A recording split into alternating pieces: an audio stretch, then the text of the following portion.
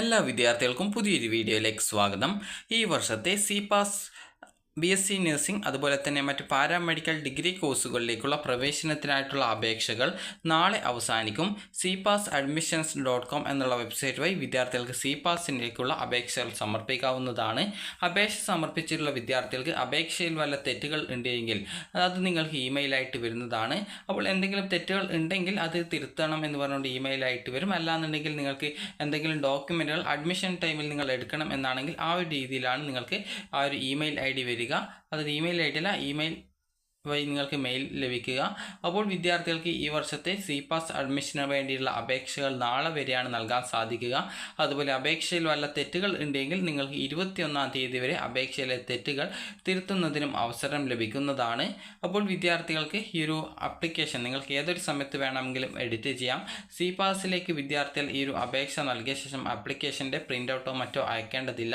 അത് വിദ്യാർത്ഥികൾ കൗൺസിലിംഗ് ടൈമിൽ ഈ ഒരു അഡ്മിഷനായിട്ട് പോകുന്ന സമയത്ത് എടുത്താൽ മതി. കൗൺസിലിംഗ് കൊണ്ട് ഉദ്ദേശിക്കുന്നത് അഡ്മിഷൻ എന്നുള്ളതാണ്.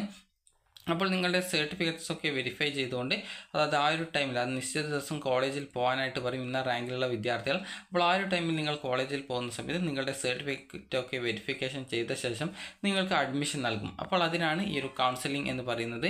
അപ്പോൾ ആ ഒരു സമയത്ത് നിങ്ങൾ ഈ ഒരു അപേക്ഷ നൽകുമ്പോൾ നൽകിയിട്ടുണ്ടായിരുന്ന എല്ലാവിധ ഡോക്യുമെൻറ്റുകളും കൊണ്ടുപോകണം. അത് നിങ്ങൾക്ക് മെയിലായിട്ട് ചിലപ്പോൾ മെയിലായിട്ട് വരും. അല്ലാന്നുണ്ടെങ്കിൽ ജസ്റ്റ് നിങ്ങൾ ലോഗിൻ ചെയ്തുകൊണ്ട് നിങ്ങൾക്ക് എപ്പോഴാണ് അതിൻ്റെ ആ ഒരു കൗൺസിലിംഗ് നടപടികളൊക്കെ ആരംഭിക്കുന്നത് എന്നുള്ള കാര്യം കറക്റ്റായിട്ട് മനസ്സിലാക്കി ആ ഒരു സമയത്ത് പോയിട്ട് വിദ്യാർത്ഥികൾ ഈ ഒരു കൗൺസിലിംഗിൽ പങ്കെടുത്ത് അഡ്മിഷൻ നേടേണ്ടതാണ്. CPAS വഴി വിദ്യാർത്ഥികൾക്ക് SC/ST വിദ്യാർത്ഥികൾക്ക് ആണെങ്കിൽ ആകെ 12,000 രൂപയാണ് ഫീസ് ഇനത്തിൽ വരിക, ആകെ ഫീസായിട്ട്.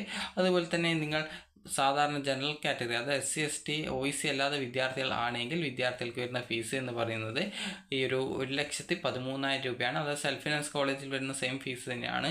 അതുപോലെ തന്നെ 2ാം വർഷം മുതൽ 1,02,000 രൂപ മാത്രമാണ് നിങ്ങൾക്ക് ഫീസ് ഇനത്തിൽ വരിക. ഇതിനോടൊപ്പം എക്സ്ട്രാ ആയിട്ട് യൂണിഫോം അതുപോലെ എക്സാമിൻ്റെ ആ ഒരു ഫീസ്, ബുക്ക് എന്നിങ്ങനെ അതുപോലെ ഹോസ്റ്റൽ ഫീസ് എന്നിങ്ങനെയൊക്കെയുള്ള ഫീസുകൾ മാത്രമാണ് വരിക. അപ്പോൾ ഇതുവരെ CPASിലേക്കുള്ള അപേക്ഷ നൽകാത്ത വിദ്യാർത്ഥികൾ നാളെ എങ്കിലും ഈ ഒരു അപേക്ഷ നൽകാൻ ശ്രദ്ധിക്കുക. കാരണം നാളെയാണ് ഈ ഒരു അപേക്ഷയുടെ ലാസ്റ്റ് ഡേറ്റ്.